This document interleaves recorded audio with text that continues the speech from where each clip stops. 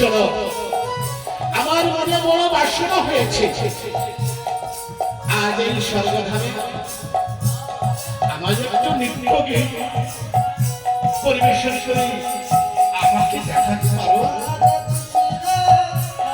প্রভু, বেশ, আমি ওই স্বর্গের নৃত্যগীতের আহ্বান করি। কেমন? তাই দেবশ্রী নারদ ছুটিয়ে ছুটিয়ে চলে আসলেন স্বর্গের নৃত্যগীতের ডাকতে।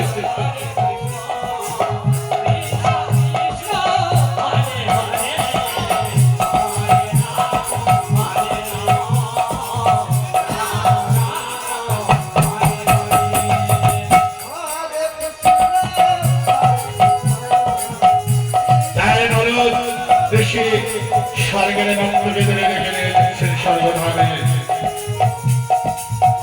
লক্ষ্মী আর নারায়ণ ওই সিংহাসনে বসে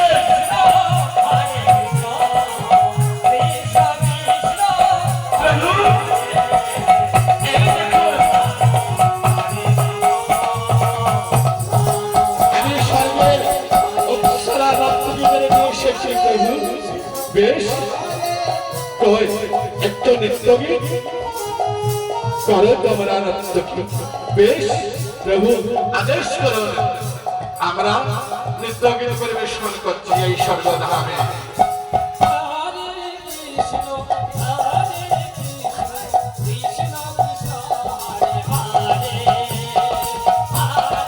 তাই স্বর্গধামে ওই নৃত্যগীত।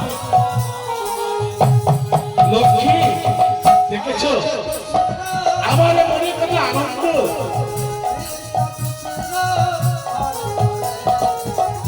তাই চতুর্দিকে ঘুরছে আর নর্তকীরা নৃত্য করছে।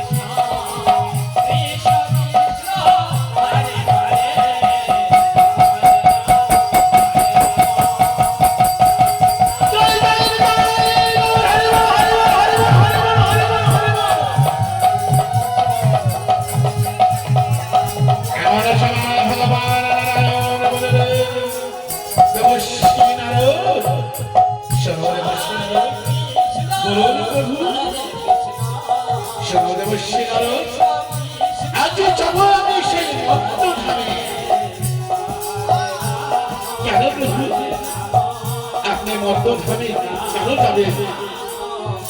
ওই মর্তধামে আমার একটি ভক্ত আছে, আমি সেই ভক্তের সঙ্গে দেখা করতে যাব। এমন সময় দেবশ্রী নারদ বললেন, প্রভু, তবে কি আপনার ভক্ত আমি করতে পারি না? আমার থেকে কে ভক্ত মহা আছে? শোনো দেবশ্রী নারদ, আছে